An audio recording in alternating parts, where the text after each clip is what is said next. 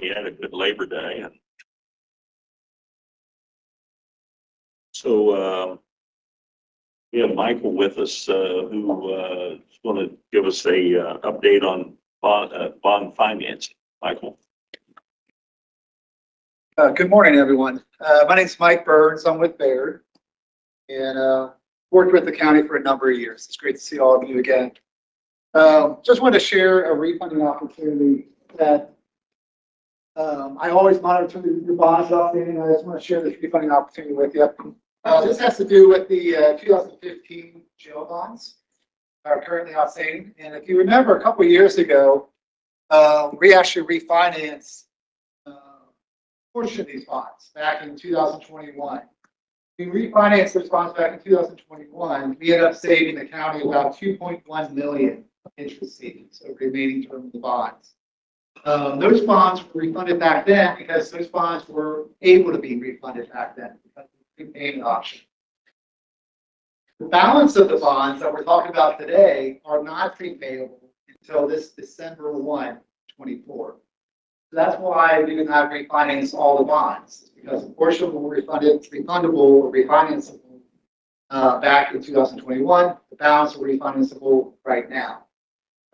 So I've been monitoring this for you, and we're able to refinance these. As you can see in front of you, I want to kind of give you a couple minutes to look at the page I just passed out. I just want to share 5 different options. It's all the same bonds. It's just different structures, okay? Different ways you can refinance it. You want to put cash into it and pay down the bonds. You don't want to put any cash into it, just refinance the balance of the bonds. How quickly you want to prepay the bonds. That's what I'm trying to outline here in these 5 options. I'm not going to go through each one of these in a lot of detail unless you have questions or want me to. You see on the left-hand side, that's the most basic general way to refinance bonds, and that is refinance, balance the bonds on a level basis, meaning the savings are level year over year. And you can see if you did that as of today, and again, interest rates change daily, really by the hour, minute. But if you refinance the bonds as of today, you'll see about $662,000 worth of savings. And then you can see I broke out for different time periods, and that's because we have some bonds falling off and maturing. But you can see what the savings are there. The key things I want you to look at is the total cash savings and the estimated percentage savings for refunded bonds. There's 2 lines there. And you can see the reason why you look at percentage savings for refunded bonds is because the GFOA, Government Finance Officers Association, says anything over 3% is worth pursuing. And we're right there right now, about 3.02% on a level savings basis. The column next to it, I ran really no savings for years 25 to 29 based on the ask of the commissioners. So there's really no savings 25 to 29. You can see the savings in later years is a little greater. And then the column next to that is should we pay an additional $100,000 per year for the first 5 years, which will increase the savings a little more after that. And then the last 2 you can see if we put $5 million worth of cash into it to pay down the bonds. What that does is, in my opinion, all these refundings are very good refundings. Of course, I like to see them be stronger. And I'll talk about that in a second. But overall, I think all these refundings are in the money and worth pursuing. So I'll pause there right now. Is there any questions by anyone before I kind of get talk about the market and things like that? Davis. I mean, we'll have a fuller discussion, but I want to hear your full pitch. So these are interest rates as of today. Interest rates change daily. We all know the Federal Reserve Board is meeting September 18th, here in about 2 weeks. Those economists believe interest rates are dropping, okay, and they're going to reduce the Fed funds rate. I think the market, I know the market's already priced in about a 0.25% reduction in the Fed funds rate. So that's the reason why you're seeing positive savings today. Commissioner Davis and I were talking before. I actually think maybe the market priced a little more than 0.25% already into the market. Not the full 0.5%, but probably a little more than 0.25%. I can't predict what's going to happen. If I could predict that, I wouldn't be working. But What I can tell you though is what economists believe, what most economists believe. That is, most economists believe 4% at least come September 18th. That could increase maybe to 0.5% September 18th, even though I think the odds of that are small. I do think potentially there could be another 0.25% reduction before year end. Some say 0.75% total. I think it's going to be 0.25% to 0.5% before year end. So if the Fed Reserve meeting comes out on September 18th and they come out and say we're reducing the rate by 0.25%, that's great. They come out and say we're going to reduce it by 0.25% and we believe we're going to reduce it more in the future, our coming meetings. I think interest rates are going to drop even more. And if interest rates drop even more, what does that mean to you as the county? Is your refunding bonds should increase if interest rates go down. But again, I can't predict what the Fed's going to say or how the market's going to react. That's really the key thing. How does the market react to what the Fed says? So really, my job here today is really just to let you know you have this opportunity to refinance these bonds. As of today, they're meeting the threshold of GFOA at 3%, and there's a number of ways that we can refinance it. It's really up to you guys to figure out if you want to put cash into it, you just want to refinance it, get as much savings as you can, and I'm happy to run numbers out of it. So thanks for your time this morning. Again, I'm here to answer questions. So the first window of opportunity is for this December, is that correct? Or before? Window actually is open now. So it's callable or prepayable December 1 of 24. You're correct, Commissioner. But according to the Ohio Revised Code, you can refinance it 90 days in advance of that date. So that's September 1. So essentially today, you can refinance and close today if you wanted to. We're just kind of trying to time the market a little bit to maximize your savings as best we can. Knowing that we cannot predict what's going to happen in the future. It's just a guess. So interest rates one thing, bonds are another. Do you expect the interest rates to fall to mirror what the Fed does or not? I think 0.25% is what's going to happen in September at least. And I think that's already marked into the bond rates you see in front of us. So if they reduce the Fed funds rate by 0.25% and say everything's going to stay on par, not positive, not negative, your interest rates in the bonds will not change. It's really going to come down to what does the Fed say? What's their tone when they announce a 0.25%? They say we're going to make this really slow. If that's the case, rates might go up. Your savings could go down. If the Fed comes out and says, yeah, the industry's doing great, the economy's doing great, we're considering another rate reduction before year end, and rates could come down. It's all based on the tone of the Federal Reserve meeting. And it won't be lockstep either. It will kind of be worked in over time. That answer your question, Commissioner? So our exposure, if the Fed comes out at September 18th and says either they're going to move by 0.5 point or they're going to move by 0.25 points today with more anticipated in the future, then our savings decrease pretty quickly. Your savings will actually increase. If they say they're going to decrease the Fed funds rate by 0.5% September 18th, or they say we're going to decrease the 0.25% with another one coming at the next Fed meeting, they should never show their cards. They're like poker players. They're not going to show their cards. But if they say something that makes the economy and the economists believe that, then rates will come down. That's good news for you. If they say we're reducing 0.25%, but here on out we're going to take it slow and figure out what we want to do in the future and kind of don't give any hints to another rate reduction this year, then I see rates maybe going up because I think the market already has 0.5% portion of 0.5% in these numbers. Does that make sense, Commissioner? And I'm sorry, I don't have the exact answer because no one has the exact answer. So the December 1 date, how much time prior to that have to make a move to meet that deadline? Well, this county's very well staffed. You guys all been through this process numerous times. Your administration is very strong, so they're going to do a great job in terms of getting the stuff we need for the rating, the POS, and stuff like that. And some people in this room could probably do it themselves, so they'll do a really good job. So to answer your question, we probably get done in about 60 days, give or take.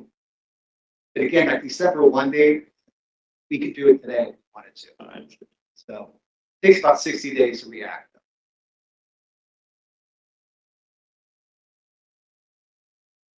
I have some questions. Please. First, if I could start off with Stacy and Bart on your projected carryover into 25. I know that's a moving target. I'm just asking about the general fund and current projections of carryover into 25. Is there still a difference? We're very close. We're both right around 39. At 39, I'm a little surprised by that for a couple of reasons. One, not terribly recent, but not that long ago, felt like you guys were hanging out closer to 43 on that number. And now we're talking about 39 or 40. Did something change? Did appropriate $4 in July. Okay. That when we appropriate from unappropriated. So are you both around 39? Yeah, encumbrances and advances are up higher than usual too, so that affects the unassigned CAC. Okay. And the other thing I just wanted to point out, if you go out to the 5-year in 29, what does the cash position go to in 29? Things being the same as far as forecasting, but around 13 now. So if Michael and I were having this discussion earlier today, that might round numbers target 25% of your general as being kind of your, what I'll call red line on your carryover position. That certainly would be consistent with the conversations, commitments, whatever you want to call it, had with the rating. But that's a problem. That situation in 29. I mean, that's a point where, because of the growth in expenditures over that same 5-year period, the amount of dollars that you should have cash on hand that makes the rating agencies feel good changes when the expense number goes up. So I wanted Michael to see that, because that's, on paper, and Bart, I assume you have worst case, best case. Taking the worst case, This is worst case. but I believe so. Like not the 94. We'll talk about it. So I apologize, Michael. I forgot to say to them which case I wanted up there, but I would have. Base case would be better without too much time to delay or whatever. Can you give me that 29 number on base case?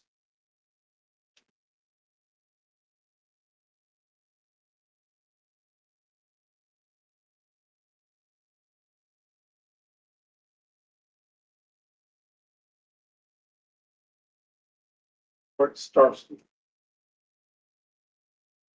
Base case is 39 and 29. I don't know if I trust that.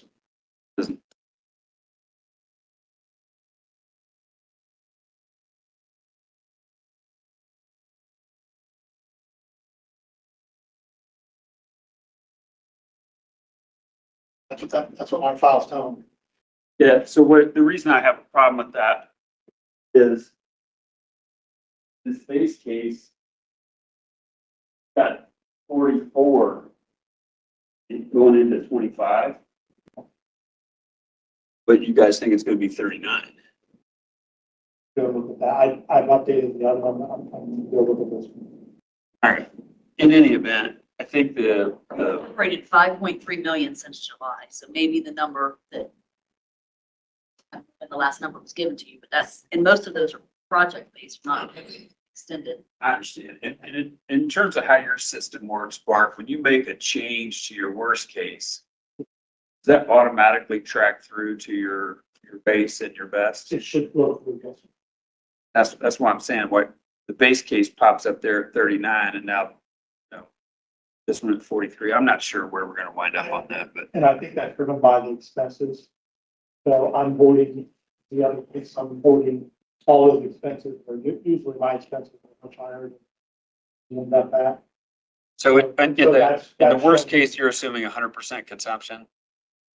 Not 100%, you know, majority of it. I'm holding a lot of expenses in that year that may or may not be expensed out.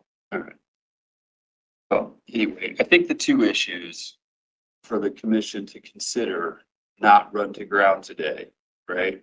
We don't have to make any decisions today, but I think the two issues to consider are timing.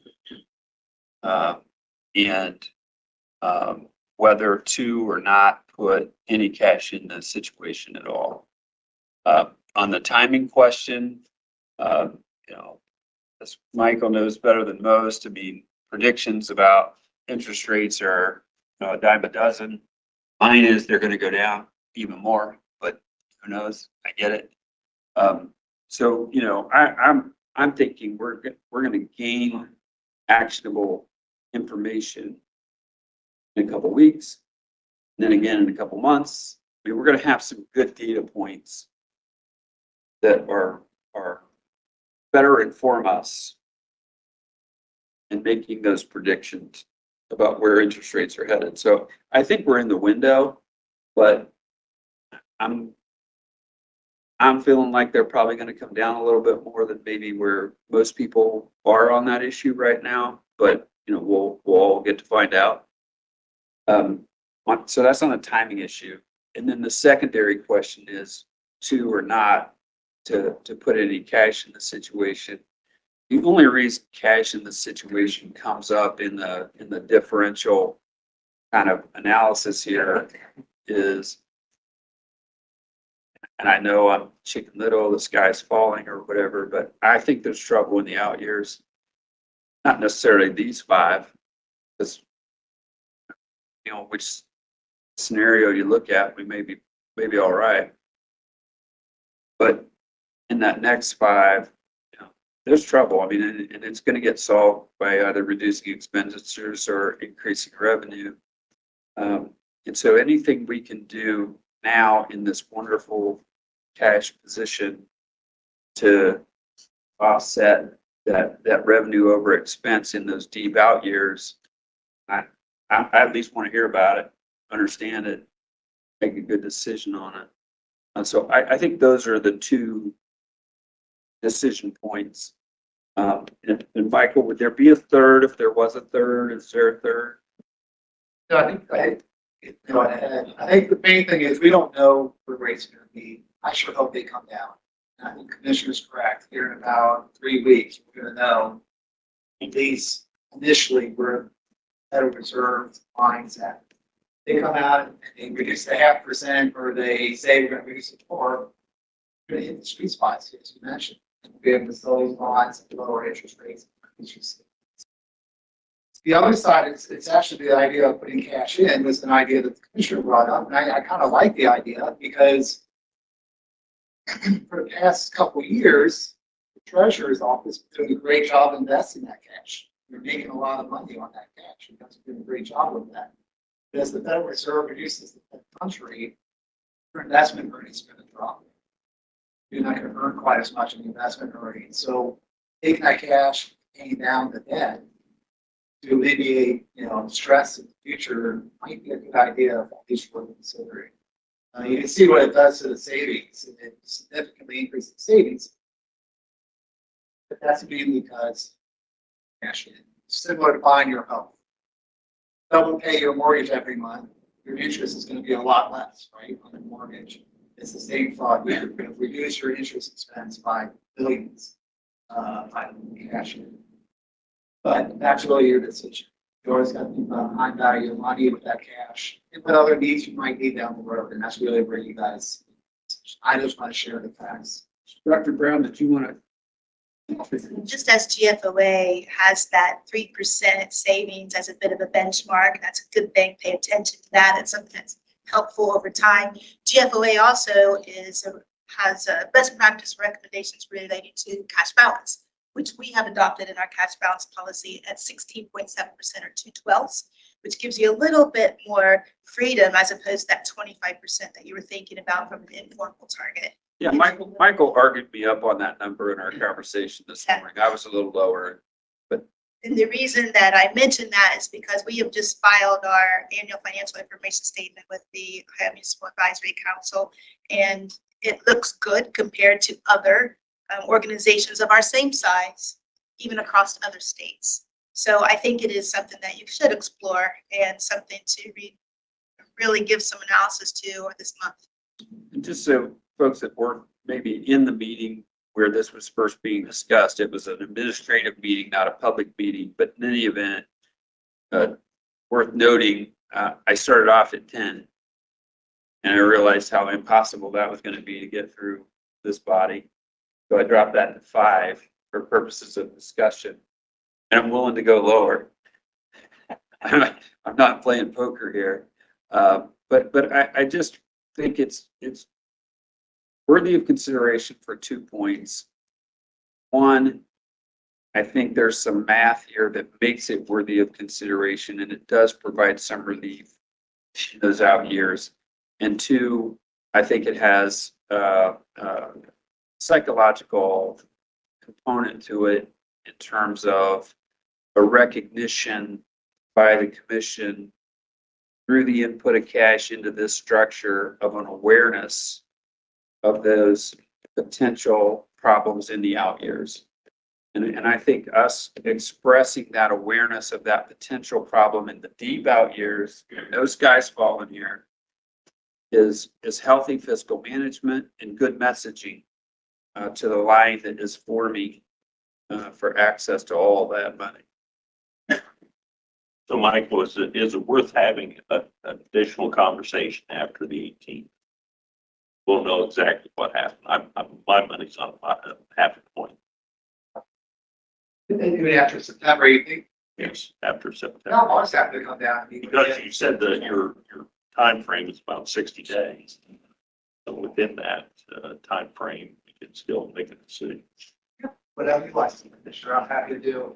And just one point, I just want to make sure everyone notices on the far right-hand side of the sheet I handed them. The Commissioner Davis's point about the outer years. I think I heard you say 2029, is that the year that starts to go? Depending on which case we look at, apparently, yes. So the far right one here, if, again, if's a key word. If you decide to put 5 million into it, you could shorten the term of these bonds all the way down to 2034. So beginning in 34, you're saving almost 1.1 million a year interest payments. So that's pretty large reduction by shortening the term. Kind of match it up to where you think you might be going south.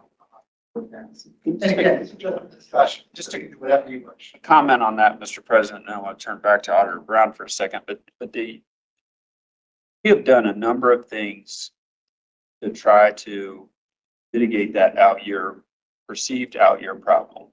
Perceived.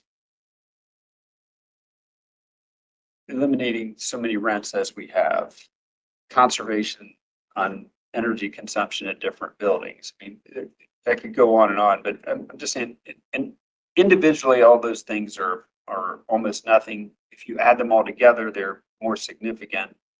But this is an opportunity, possibly, that's by some measure, to meaningfully move the needle in one fell swoop in those out years that would probably be more significant than everything else we've done combined to address that out year problem right now. So that's why it comes up for consideration. I mentioned to Ani in a meeting this morning, this is not a hill for me to die on. I'm not playing it that way. It's just a fiscal decision that I think is worthy of consideration one way or the other. Auditor Brown? I was just wondering, there's another factor to consider. Are we planning to issue any debt in the short term? Yes. And we're great on cap space as far as that's concerned. Yeah, the that margin is good, but it comes into this conversation a bit. I agree with that. Commissioner. One of the items I talked about, I think we looked at everything by 24 number of double hitting that expense line item down below. I think it's 94 out, so I was kind of doing both there. If I take that out, my 29 number drops to under 35 million. Or just showing that that goes down. Where, is it up there now, or are you just telling me? No, I'm just telling you right now. Okay, all right. That my computer made the change. Yeah. That makes more sense. That makes more sense. Right. I just, when I saw those, I was like, yeah, something's off. It was just, I was double hitting that 94%. Just to- And so Michael, why don't you stay in touch and see what happens at the 17th, 18th with the Fed, and there's a better idea of go forward. I'd like to see it. I'm, by the way, I'm with Michael on the quarter point in September. I understand the different point of view on that. But I think it all comes out in the wash when you bring in November and December. I mean, I think we all wind up at the same basic place. It's just a matter of, are they spaced out or rushed in? I'm disagreeing with that. Did you have any- I don't disagree with that. Michael, anything? At the end of the day, it's the same. Treasurer's office? Yes. Yeah, the only thing that I think we had come up at one point was the percentage that we were collecting on investment for the cash. Yeah. Currently with Star Ohio, that is at like 5%, which is where the majority of our liquid cash would be held. But of anything that would be considered liquid, I don't think you could rely on that number for, a long-term investment. Yeah, and I'm aware of the Star Ohio overnights, and that's great rate. Incredibly Fed sensitive. Will move almost in lockstep when Fed moves. So that's a transient number. Anything else from anybody? Well, I appreciate my colleagues' indulgence in having this discussion right now, and then we'll circle back to it. Maybe have Michael do one more set of numbers at 3. Let's see what the Fed does and then come back with, best estimates on what those numbers. Yeah, happy to. Always happy to do that. If you have any questions, always reach out to me. Always happy to. One more thing I want to say. Please. I get it, 27 minutes on this issue. It's the most important issue that we are assigned to deal with. Thank you, Mr. President. Thank you, Mike. Thank you, Michael. We have with us Jeanette today. She's going to talk to us about hunger awareness. Jeanette.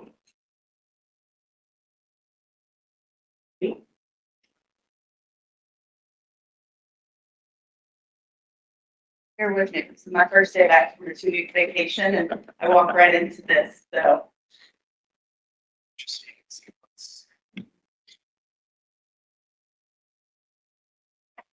My name is Jeanette Curtis. I'm the Executive Director of Fairfield County 211. I also facilitate H3, the Fairfield County Hunger Coalition. September has been nationally recognized as Hunger Action Month, and I want to take some time today to talk to you guys about hunger in general and what it looks like in our community. So sometimes when we think about hunger, we have that Depression era picture of the Dust Bowl and starving children and people who don't have food. That is not what hunger is now. It is a much more complex issue, and the USDA has defined it as food insecurity. So this is simply not having access to the proper food to provide a healthy, active lifestyle. And when we talk about hunger now, and we talk about food insecurity, it's associated with a lot of different social and health outcomes. And it's actually considered a critical public health issue right now. When we look at hunger and we look at food insecurity, like I said, it's not just about not having enough food. There are so many key drivers behind hunger: unemployment, poverty, transportation barriers, communication barriers. As a 211 agency, we have seen an increased number of callers from the northern part of Fairfield County that do not speak English as first language or do not speak English at all. This is creating barriers for people to access food resources, transportation resources, and other basic needs.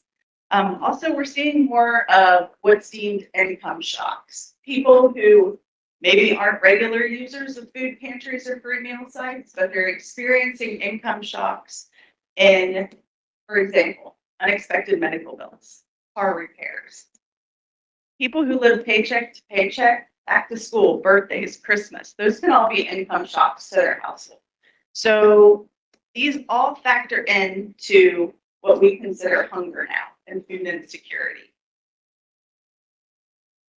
What does it look like for Fairfield County? Feeding America puts together a data report every year. Their latest data is from 2022. This data report is called Feeding the Meal Gap. For Fairfield County, they're reporting that 19,490 people are food insecure. And of those 19,000 people, 63% were above the SNAP eligibility threshold, which means that they're not eligible for assistance through Job and Family Services with food. These are people who work. These are working households, and they're suffering. When we look at the numbers provided through Feeding America and Mid-Ohio Food Banks, Fairfield County food pantries provided over 1 million meals in 2022. And that's probably closer to 1.5 million if we look at the actual data. 20% of those meals are for older adults. Another 20% are for kids under 18. So these are our friends, our neighbors, our family that are hungry in Fairfield County. When I look at local data, I'm going to look at it through the lens of 211 because that's the data that I have access to. In 2021, when we were coming out of COVID, there were still income support programs available that helped people with extra SNAP benefits, free food boxes, expanded benefits to help kids. So during that year, we only had 38,000 calls total to our agency, but still 12,000 of those were for food. Then we went into 2022. Those programs ended. The income support programs were over. Our call volume increased to over 54,000 and over 22,000 of those calls were food related. When we look at 2023, our call volume skyrocketed.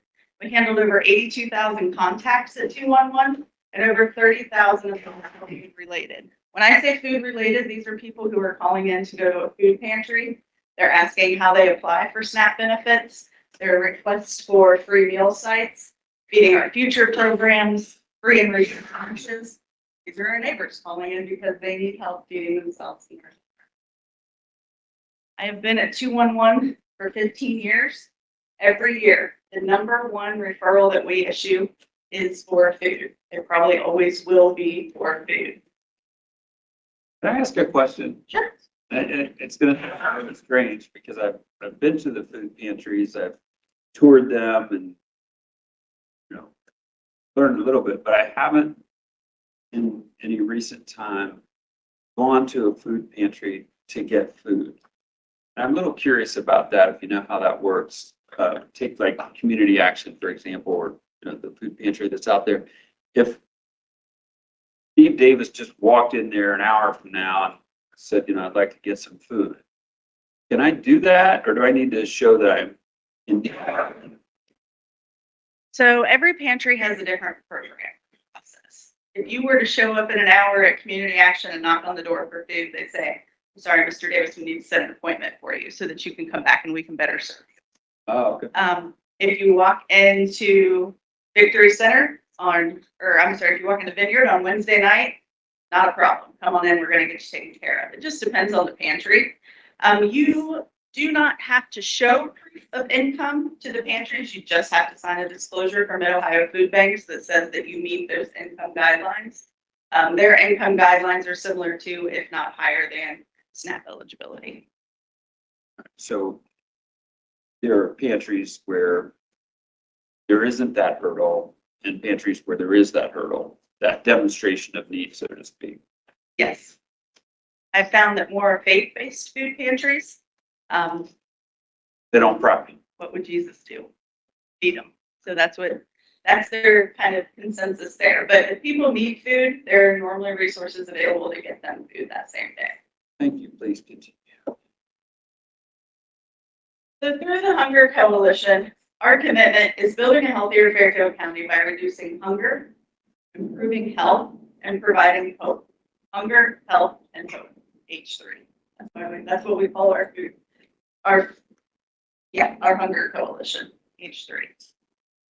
So how are we going to do that? Our plan is to reduce hunger by improving access to nutritional resources.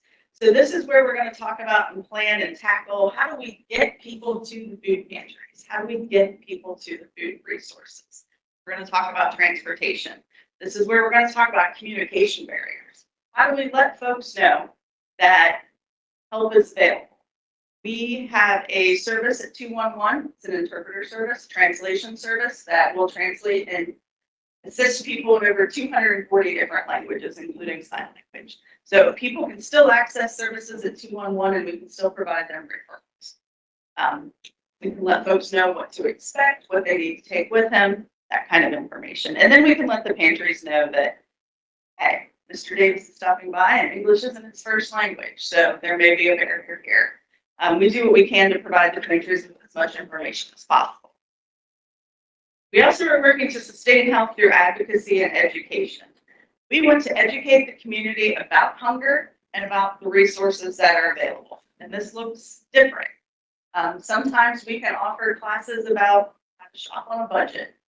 Sometimes we can offer classes on how to use the weird things you get from food pantries that maybe you don't know how to use.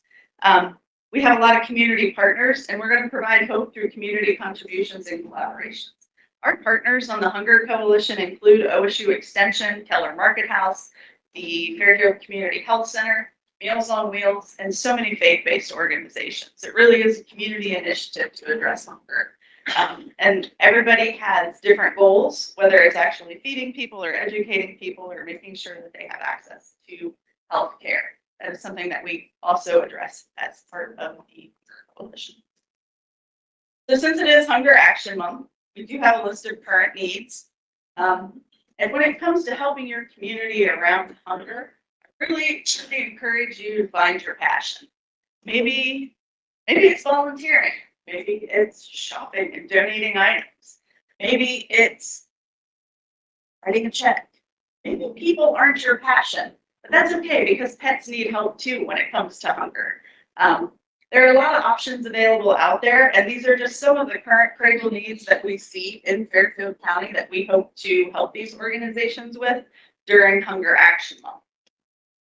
So, how can you get involved? If you would like to be a part of the Hunger Coalition, you can reach out to me. I can get you meeting dates and let you know what committees are available. Again, you can give your time by volunteering to food pantries. You can volunteer for the Senior Hub Meals on Wheels. There's a lot of opportunities to give your time. Needed items. This month, September, is Hunger Action Month. Every library in Fairfield County has agreed to be a community drop-off point for food items that you would like to donate to pantries.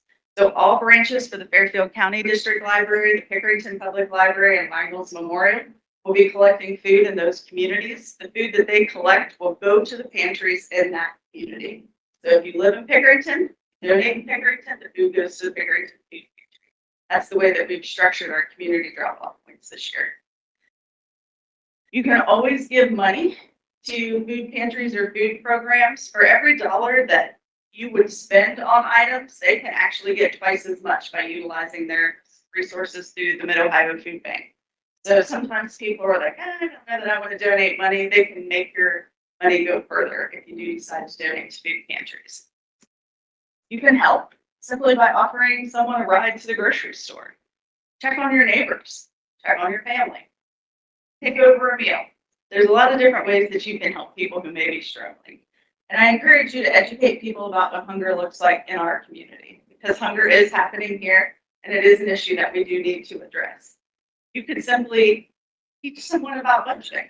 Sounds like we got some good financial minds here.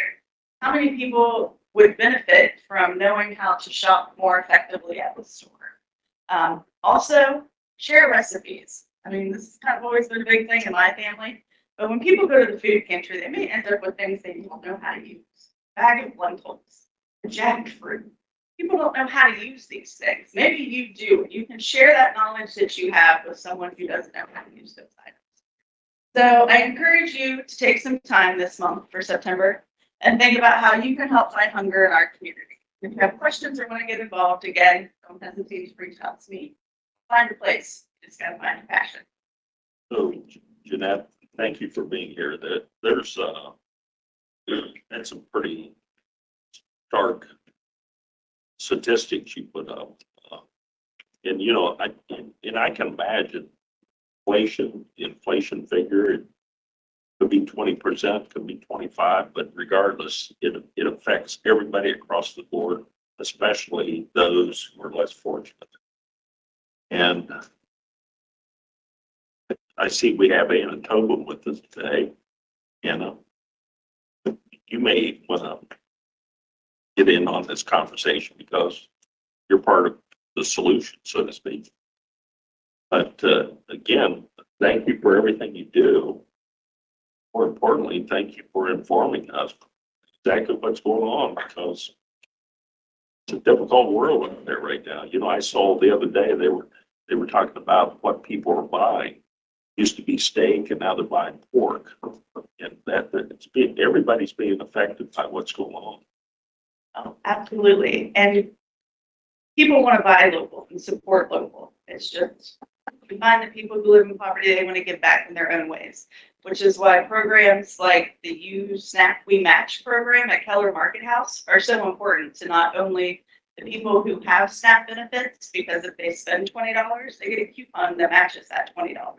And that's helping support our local farmers and our local makers. So it's important as a community that we think of new strategies that can help address hunger and actually support the community. Very nice. Commissioner Fix. Yeah, I just, we've had a chance to speak at your office about you providing the data.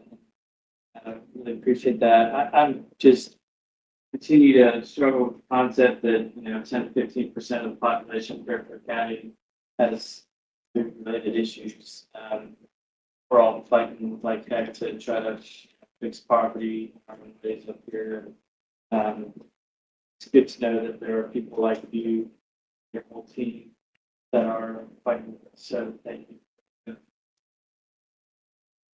Commissioner. I'm just going to share a recipe.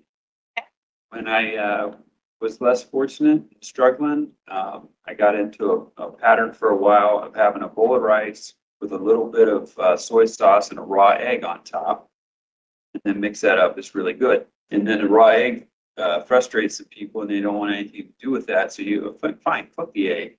But that bowl of rice with a little bit of soy sauce and one egg, you can get in and out of that very filling, call it a meal, for a quarter. Even today, for a quarter, you can eat. Did that one time for 3 months. That's all I ate, because that's what I could afford to sell at plasma. So there are ways. There's some recipes out there that you can have a decent meal for a low price. I would love to put together a cookbook. People in Fairfield County share recipes. It's got protein. It's good stuff. It's gotta get someone through the day and fill his stomach. Japanese do it all the time. That meal. Thank you. Thank you, Thanks Jeanette. for the recipe. Yeah, what she said. It was her idea. She's like, make it Karen, sorry. Very good. Thank you, Jeanette. So we have some proclamations we'd like to present at this time.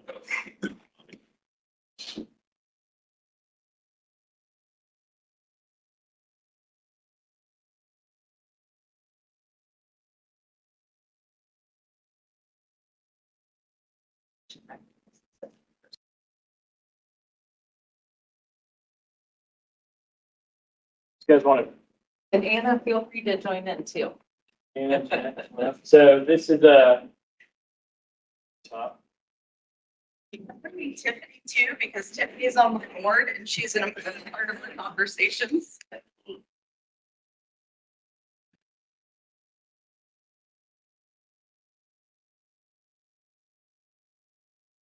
This is a proclamation recognizing September as Hunger Action Month. Whereas Hunger Action Month was established by Feeding America back in 2008, when it decided it was time for a nationwide push to get involved with the hunger crisis across the country.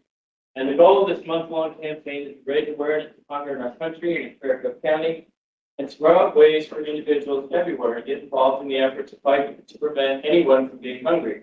During September, people help feed the needy in their neighborhood and the country. working to ensure that the 48 million people who live with hunger every day can get some relief. And food shouldn't be an impossible choice. Yet for millions of people in America, a daily meal isn't a choice between different dishes. It's a choice between food and other crucial needs like medicine, electricity, or childcare. And the Fairfield County Hunger Coalition works to combat food insecurity, improve health, and provide hope to the residents of the county through improving access to nutritional resources, health advocacy, and education, and community contributions and collaborations. Now therefore, the Fairfield County Board of Commissioners is hereby formally declares recognition of September as Hunger Action Month. Fairfield County asks all able residents to volunteer at Meals on Wheels or food pantry, help pick up groceries for a neighbor or family who may be struggling, donate items or money to a local food pantry, teach someone to shop effectively at the grocery, and or share health and economical recipes with those who are struggling. Thank you, ladies. for doing what you did.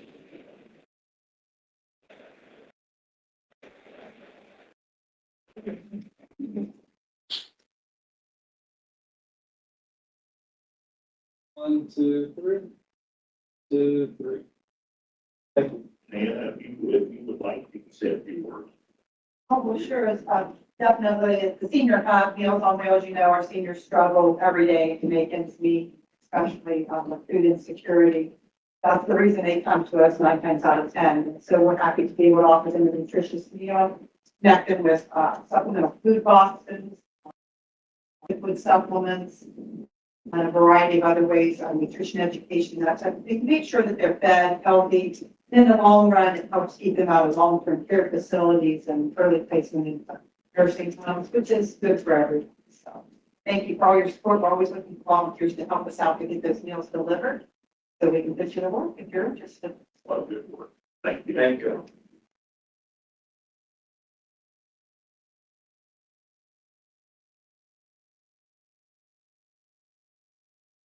The proclamation recognizing September 2nd through 6th National Payroll Appreciation Week. But we recognize the importance of making sure all 850 plus county employees and employees of related entities are paid accurately and on time. Not only should county payroll officers and payroll management be recognized, but those who provide payroll services in the private sector should be recognized as well. Payroll is a complex topic, and payroll officers are worthy of recognition for their tireless efforts to ensure every employee is properly compensated.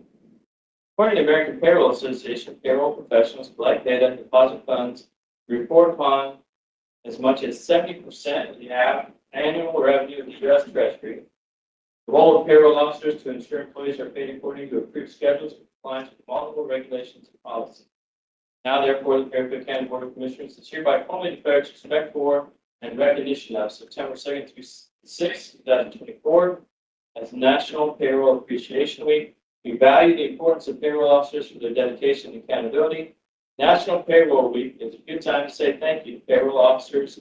Remind them that their work is appreciated. I appreciate it. A lot of people may not know that payroll has been in existence since 7000 BC. I saw that trivia earlier today. It's a fun fact.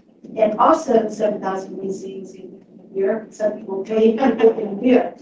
And so it's quite a lot somewhere. The phrase has been around since 7000 BC. We do payroll for about 1,000 individuals. It's also interesting to look at the trends in the private and the public sector. One of the trends in the private sector is that people want access to their funds more quickly. That's something we're paying attention to. About 10% of all the United States, they have access to their payroll on the day that they earn it, which was a surprising number to me. Surprising.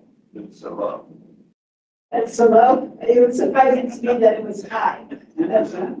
90% of people don't get their money on payday? No, they get it on the day they work. Oh. So the most common payroll is the one that we have, which is biweekly, which is about 60%, but 10% of the population are paid every day. Yeah.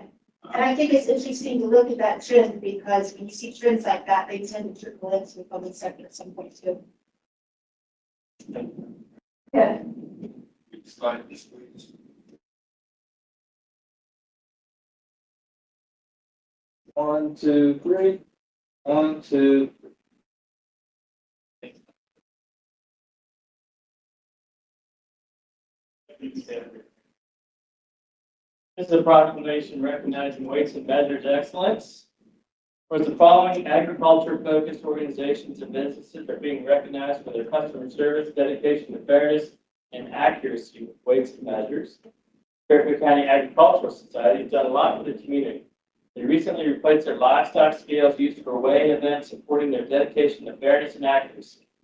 They recently invited the county auditor, weights and measures team, to an opportunity to demonstrate the certification of the scale of the Fairfield County Junior and Senior Fair Board members. Agricultural business located across the county proudly partnered with weights and measures team to ensure their scales are accurately calibrated for consistent measuring standards. Rush Creek Feed and Supply Company located in Freeman, Rough Seed Farm located in Amanda, Nutrient Ag Solutions located in Thurston, Walnut Creek Seeds located in Carroll, Ox Fruit Farm located in Lancaster, and Hugus Fruit Farm located in Rushmore. Bay Market Bay Packaging has been serving Lancaster and the surrounding community since 1932. They're the only fully inspected red meat facility in Fairfield County. They're always courteous and supportive with our weights and measures inspections. In the diligence of these agriculture supportive organizations and businesses ensure their customers in the community are receiving what they're paying for. Serves as an example of excellent service. Now, therefore, the Fairfield County Board of Commissioners does hereby formally declare its respect for and recognition of exceptional accountability of weights and measures to Fairfield County Agricultural Society, Fairfield County Agricultural Businesses, Bay Market, Bay Packaging. Thanks to all of them. Thank you, Dr. Brown. Just as we're going to share this proclamation, the public hearing officers are going to share this one in the field with the agricultural businesses. Another thing that might be interesting is that we get calls about weights and measures on a regular basis. One of the more recent calls we received was a lady who was certain that her broccoli from Aldi's was not 2 pounds, and she was correct. It was 1.5 pounds. And Aldi's quickly made that right, made her more broccoli. But the moral of the story is that this is to make sure consumers get what they're paying for, and that companies are also getting what they expect as well. You often see things with the gas pumps and the agricultural businesses, but it's also small businesses too. We're going to be in the field providing this proclamation as well as a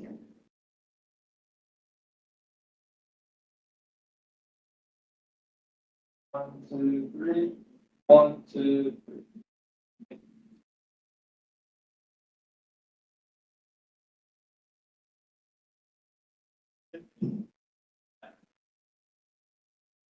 Proclamation recognizing September as National Preparedness Month.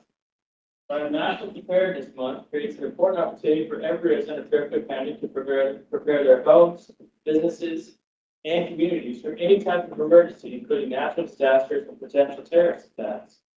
And investing in the preparedness of ourselves, our families, businesses, and communities can reduce fatalities and economic devastation in our communities and in our nation. The Federal Emergency Management Agency's READY campaign, Citizen Corps, and other federal, state, local, private, and volunteer agencies are working to increase public activities in preparing for emergencies and to educate individuals on how to take action. And emergency preparedness is the responsibility of every citizen of Fairfield County, and citizens are urged to make preparedness a priority and work together as a team to ensure that individuals, families, and communities are prepared for disasters and emergencies of any type. And by participating in National Preparedness Month, Fairfield County can join and support the nation and state of Ohio in strengthening community and regional resilience. And all citizens of Fairfield County are encouraged to participate in citizen preparedness activities and are asked to visit the websites of the READY campaign at www.ready.gov to be more prepared. Now, therefore, the Fairfield County Board of Commissioners does hereby formally declare September 2024 as National Preparedness Month. Throughout the county, all citizens and businesses are encouraged to develop an emergency preparedness plan and work together toward creating a resilient.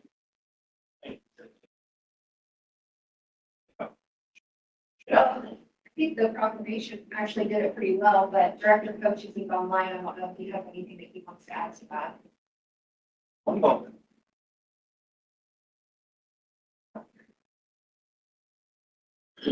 Kind of nice to be able to mute John. Have a good day. day.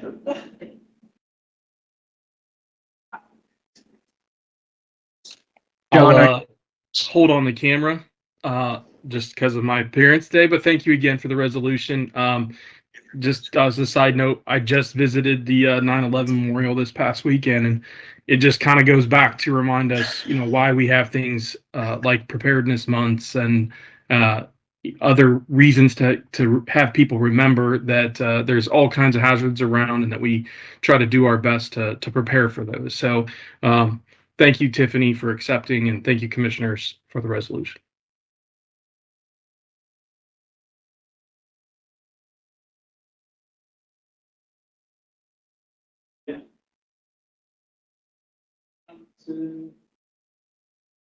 All right.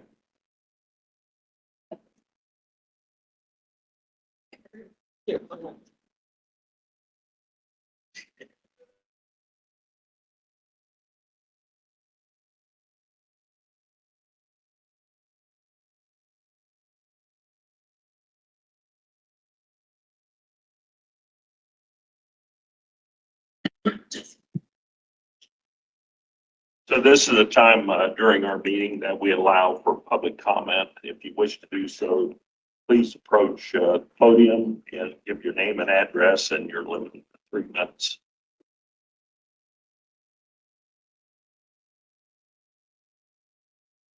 Good morning. My name is Ray Stemen.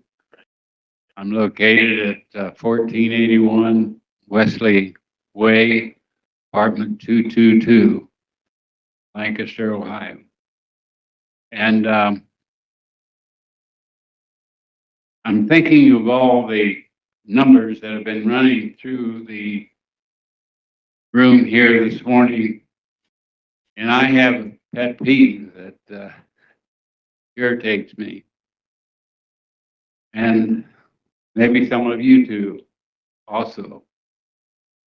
But I listen on TV, radio, newspapers, every place I look, and hear the numbers of dollars that are being spent advertising on ways to gamble.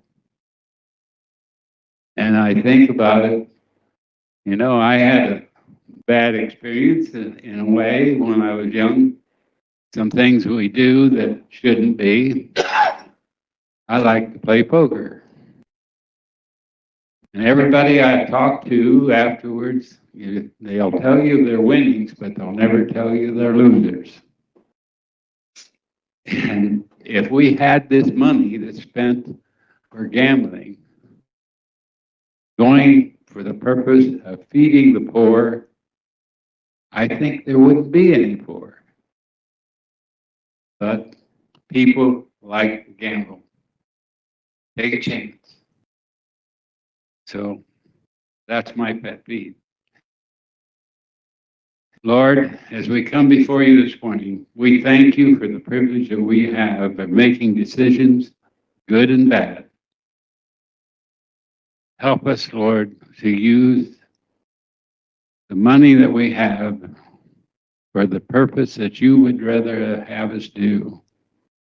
And we know, Lord, that each of us would be better off if we didn't spend a lot of dollars that don't accomplish anything. Lord, help us to make decisions that are better, that will help feed the people that are poor, and help us, Lord, to do the things that we need to do that you would want us to do. And I pray, Lord, we'd reach out to those around us that need help, especially those that are unable to work for themselves and feed themselves. And we pray, Lord, that you'd guide us and direct us as a nation and as a county and a state to do the same. And we pray this in Jesus' name. Amen. Yeah.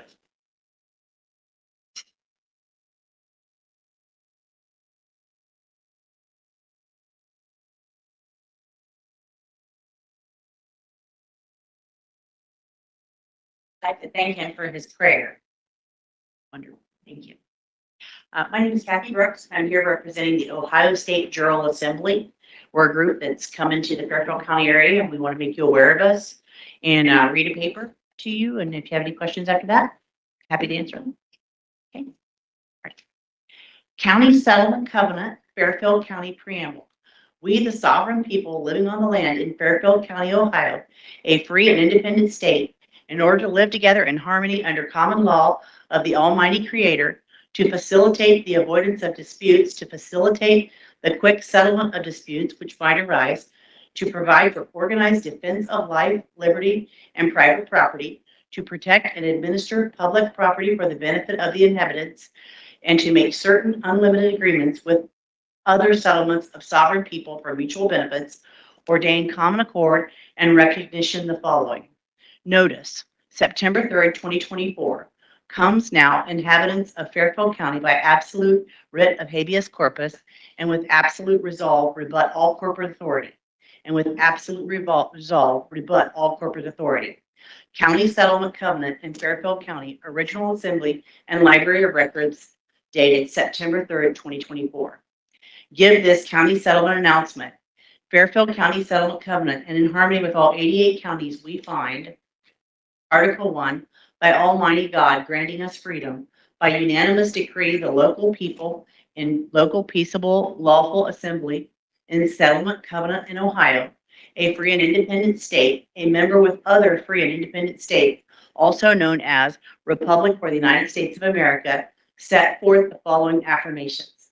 Section 1, local people and family of man and woman, centered in Almighty God, live on the local land and use rights of way in people jurisdiction, in grace affirmed by the authority of the unanimous Declaration of Independence, circa 1776, and the Bill of Rights, Articles 5th, 7th, 9th, 10th, 11th, circa 1787 to 1791, and revised 2010 and beyond the reach of predator others, and also living in friendship and in peace treaties, circa 1789 to 1791, and beyond the reach of predator others, and also affirmed by Article 7, General Provisions, Section 18, circa 1908, Ohio Constitution, and the Covenant of Ohio, a free and independent state, circa 2010.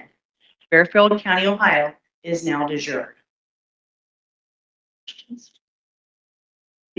Thank you. Who would like to be next?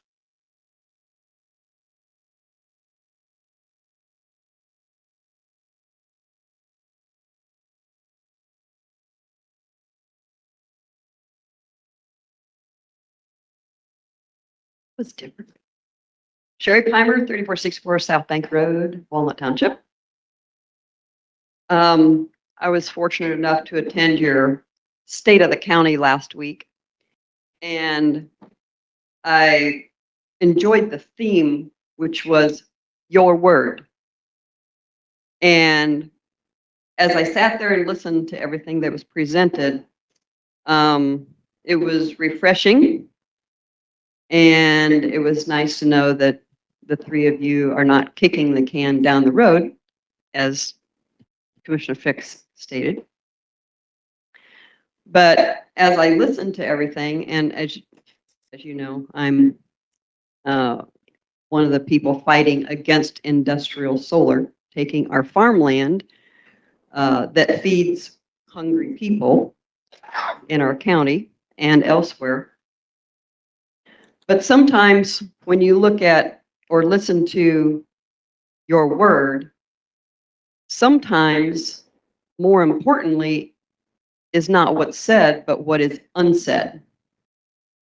And when I look deeper into things that were not said or aren't said at times, I wonder what we, the people, don't know that you know concerning such as solar projects going on. We know that there are some things going on basically under the radar. And we would like to know, because the solar developer will not tell us what they're doing with the second project. And as you know, we're at the Ohio Power Siting Board working our way through that system on the first project of 1,550 acres taking up prime farmland. Our county needs our farmland. It needs to feed our people. And what some of the farmland produces, it may go for fuel, but it also goes for thousands upon thousands of products that are made from those crops. And the people that are around the farmland deserve to live in peace and tranquility and have the sight of farmland, which is why they moved there. We are not being told everything by the solar company, and I'm not sure we're being told everything by the public officials. I live with my conscience and have a soul, and nobody can buy that. And I know there are people out there in the public that are being paid and organizations that are being paid to be quiet and to go along with what they're doing. It's just, that's something that I can't stomach in the world that's going on. One of the articles that I read yesterday is it was with PJM, and they had their auction. And for those that don't know, PJM is a regional transmission organization, and okay, shortly. They had their auction in July for power, electrical power. And for the year 25 through 26, the cost of electricity to the people went from 2.2 billion, and this is in the regional transmission organization. Please wrap it up. Okay. It went from 2.2 billion to 14.7 billion megawatts per day that we, the people, will be paying in electricity. So electricity is not going up with renewables. I mean, it's not going down with renewables. It's going up for the rest of the people. So I wish you reconsider what's happening with the project. Thank you. Thank you. Who would like to be next? Thank you all for coming. So, anything on labels? Any administration update on the? All right, thank you, Commissioner. Just want to thank everyone that joined us for the State of the County last week, and also thank you to the administrative team and the Lancaster Fairfield County Chamber of Commerce for their great work on the event. A lot goes into that, and appreciate the commissioners as well. Highlights of resolutions. The review packet does contain a list of administrative approvals, and there are 14 resolutions on the agenda for the regular voting meeting today. We have the resolution to approve the proclamations that were presented. There are 2 resolutions to approve the viewing and hearing dates for the vacation of unimproved public roads, both in Walnut Township. The viewings for will be September 24th, and the hearings will occur October 1st at 9:35 and then 9:36. Very timely.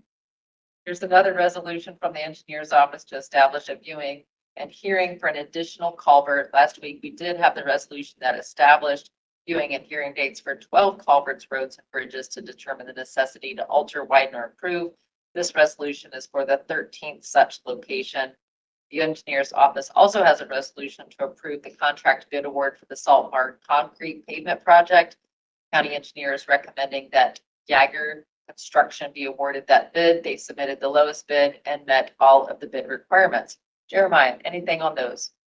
Yeah, the salt barn. Once again, we got our bids back for the concrete, and bids came in favorably. So it looks like we're going to be able to get that done and purchase the equipment for the brine station also, which we were questioned about before. It's all working out well. Allstan, the company that is doing the structure itself, everything but the concrete, if you will, on the salt barn, plans to have that done by the end of the year. So hopefully we'll be able to take advantage of that thing this year and use it. at the very least, we'll have it for next year if we have excess salt. Be able to store it inside instead of outside or pay a lot of money to store that stuff. So, John Coaches and his team have been a big help in getting this put together for the building. It's a little bit different than doing a road or a bridge. So collectively, I think it went well. I appreciate everybody's help. Appreciate the support from the commissioners. And basically building us a salt barn. Thank you. Thank you, Jeremiah. Lastly, there are 4 major crimes financial resolutions to allow for proper accounting in the DART and MCU grant fund, as well as their ARP fund. Any budget update, Bart? Nothing this week. All right, thank you. Rochelle, calendar review and invitations received, please. Thank you. The Ohio Department of Natural Resources meeting is September 5th at 10 a.m. WARPC has a summit on sustainability on October 29th, and that is held in Columbus downtown. The Commissioner's Office received the following correspondence from the county auditor, a press release titled County Auditors for the Second Annual Free Real Estate Summit, serving those who have served with 2.5 hours of continuing education.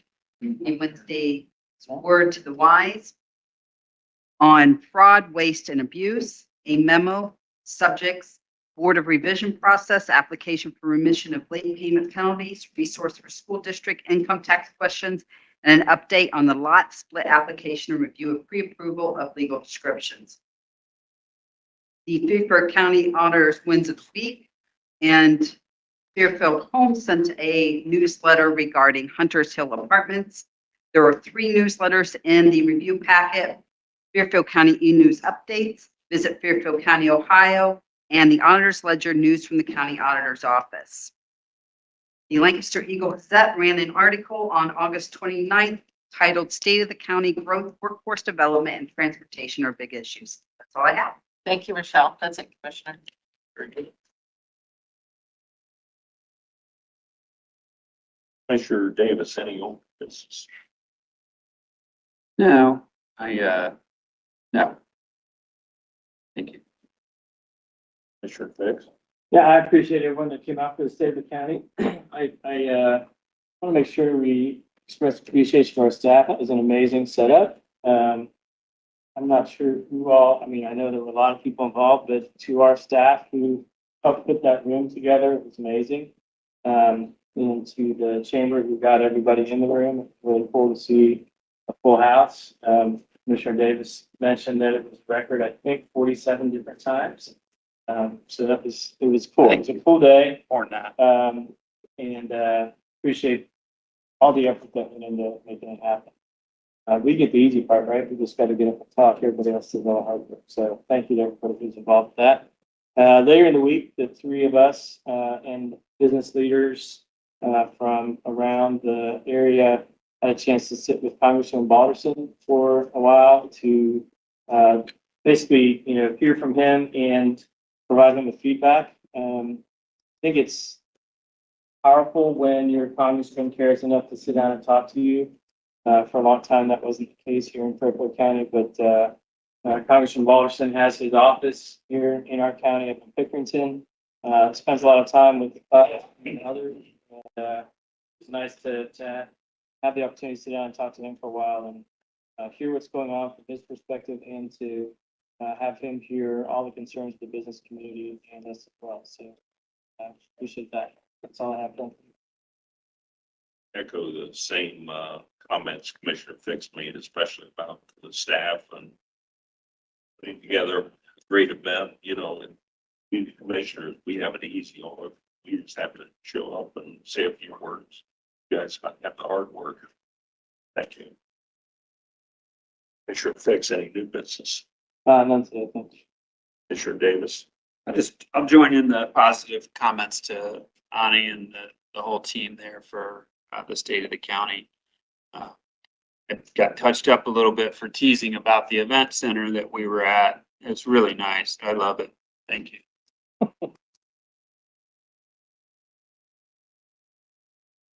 So Michael, thing to add today? Nothing from the treasurer's office. Engineer Jeremiah? Once again, I'm really excited about the salt barn, getting that done. A lot of things moving forward in the county engineer's office in the county. So, it goes. So if I may, we've been talking for a long time about the improvements that are needed on Refugee Road, and they are not completed, but making significant progress. I'm already feeling a significant difference in the way traffic flows up and around there. So just want to pass on my thanks to you and your team for all your efforts up there. I know there's probably a couple weeks left before it's totally done, but man, it feels a lot different. So thank you. So we're shooting for September 6th. That looks promising right now. Something can always happen, as you know, and I appreciate your feedback the other day too. That helped us find a glitch in the timing program for the corridor, and that's why we had an issue there in Harmon and whatnot. So getting those kinks worked out of the deal and making sure the whole thing functions is what we're really concentrating on now. Mr. President, if I might. Please. How are you today? Good, sir. How you doing? Good. I don't know who did, but somebody put in front of us the Marzano letter. Have you seen that? Dated August 26th, and it's regarding the speed limit currently on Lutheran Church Road. Yep. You're not, are you familiar with his concerns or what's going on? I'm familiar with Mr. or Phil Mazzano. I'm not going to call him Mr. or anything else polite. Sorry? I said I'm familiar with Phil Mazzano. Yes. I'll leave it alone. I'm familiar with the speed limit thing. There was an illegal speed sign put up on Lutheran Church Road. The township put it up.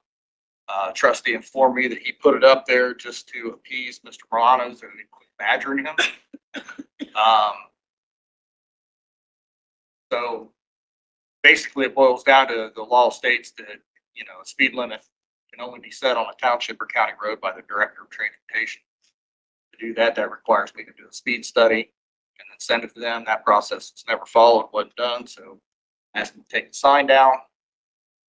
Mr. Marzano is not happy about that. He's not happy about us closing Bauman Hill Road to replace the culvert that we have to replace. Went on to basically tell me that I was going to be responsible for somebody's death on that road personally, because somebody was going to get killed. Called me a liar when I told him that we were not responsible for chipping seal and Lutheran Church Road. I don't know if you can tell, but I love this guy. I'm sorry I brought it up. We get a letter and I want to make sure we're not ignoring it. I invite you to do two things and I'll leave it alone. If you want to talk to him, please do. I don't.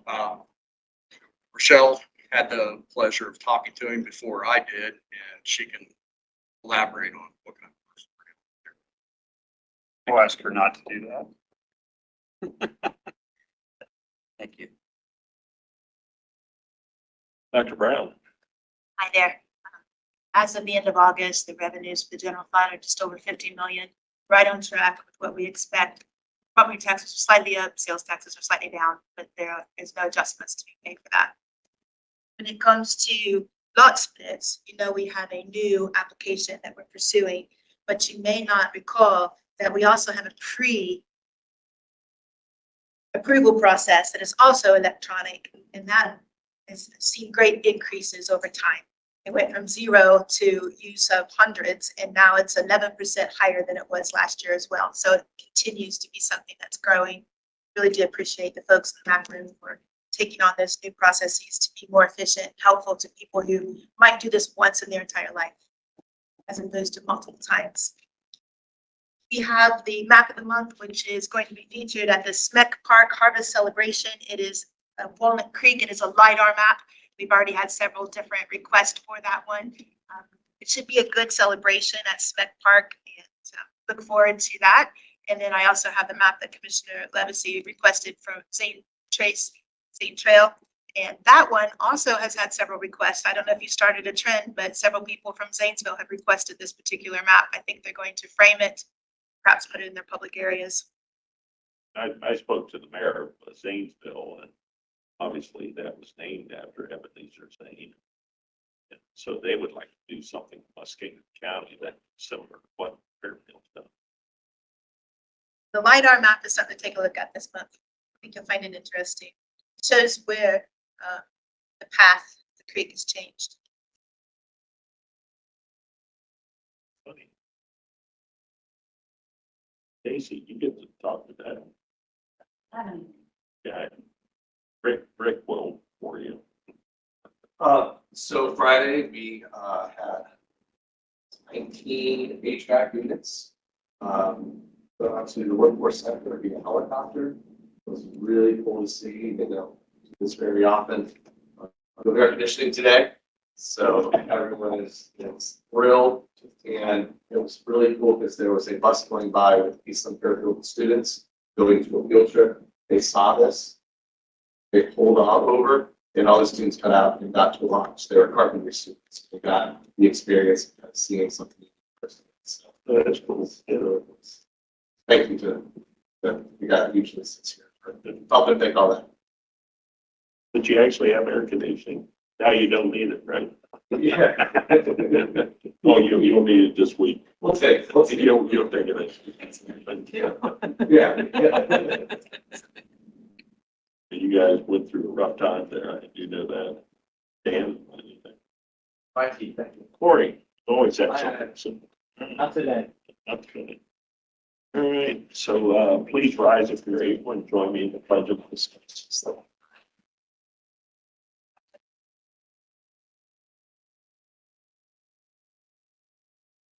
To the flag of the United States of America and to the republic which stands one nation under God, indivisible, with liberty and justice for all.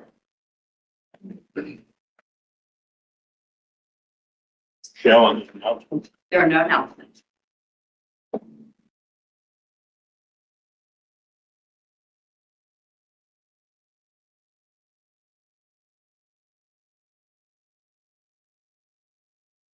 So approval minutes for August 27th, 2024. So moved. And Second. a roll call, please. Commissioner Fix? Yes. Commissioner Davis? Yes. Commissioner Levesey? Yes, and then also approval minutes for August 27th, State of the County. Moved. Second. Roll call, please. Commissioner Fix? Yes. Commissioner Davis? Yes. Commissioner Levesey? Yes.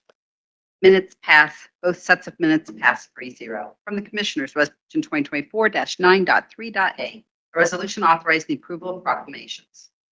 The Commissioners will move items A, B, C, and D. Second. Discussion. Seeing none, roll call, please. Commissioner Fix? Yes. Commissioner Davis? Yes. Commissioner Levesey? Yes. Motion passes 3-0. From the Fairfield County Engineer, Resolution 2024-9.3.e, a resolution to set a Commissioners viewing date of September 24th, 2024 at 12:30 p.m. and a final hearing date of October 1st, 2024 at 9:30 a.m. to determine the necessity for establishing, altering, and widening of a culvert on Ginger Road in Fairfield County, Ohio. Fairfield County Engineer, move items E and F. Second. Discussion. Seeing none, roll call, please. Commissioner Fix? Yes. Commissioner Davis? Yes. Commissioner Levesey? Yes. Motion passes 3-0. From the Fairfield County Job and Family Services, Resolution 2024-9.3.g, a resolution to amend a previously approved agreement between the Ohio State University and Fairfield County Job and Family Services, Fairfield County Child Protective Services Division. For Job and Family Services, I move items G, H. Second. Discussion. Seeing none, roll call, please. Commissioner Fix? Yes. Commissioner Davis? Yes. Commissioner Levesey? Yes. Motion passes 3-0. Fairfield County Regional Planning Commission, Resolution 2024-9.3.i, a resolution authorizing the approval of the CDBG participation agreement by Fairfield County Board of Commissioners in the Village of Sugar Grove. So moved. Second. Discussion. Don't anything to add? Standard. Additional discussion. Call, please. Commissioner Fix? Yes. Commissioner Davis? Yes. Commissioner Levesey? Yes. Motion passes 3-0. From South Central Major Crimes Unit, Resolution 2024-9.3.j, a resolution to appropriate from unappropriated and major expenditure object category for major crime 7844 Dark Brand. Under South Central Major Crimes Unit, move items J, K, L, and M. Second. Discussion. Want to thank Christy Nolan again for assistance with some of the fiscal operations taking place here. Additional discussion. Call, please. Commissioner Fix? Yes. Commissioner Commissioner Davis? Yes. Commissioner Levesey? Yes. Motion passes 3-0. Payment of bills, Resolution 2024-9.3.n. A resolution authorizing approval of payment of invoices for departments that need Board of Commissioners approval. So moved. Discussion. Seeing none, roll call please. Commissioner Fix? Yes. Commissioner Davis? Yes. Commissioner Levesey? Yes. Motion passes 3-0. The next regular meeting is scheduled for September 10th at 9 a.m. Any additional items that come before the Board of Commissioners at this time? Just a question, if I might, Mr. President. I would expect in the coming weeks, I'll be in communication with Michael Burns. We'll see what happens with the Fed meeting and stuff, but if you guys have any guidance or suggestions as to what those communications should be content-wise in terms of, what kind of different models he shows us for potential action on the refunding, just say the word, let me know what inputs you want into those conversations, and I'd be happy to include them if that's okay. Anyone else at this time? Motion. Motion to adjourn. All in favor, signify by saying aye. Aye. Aye. We are adjourned.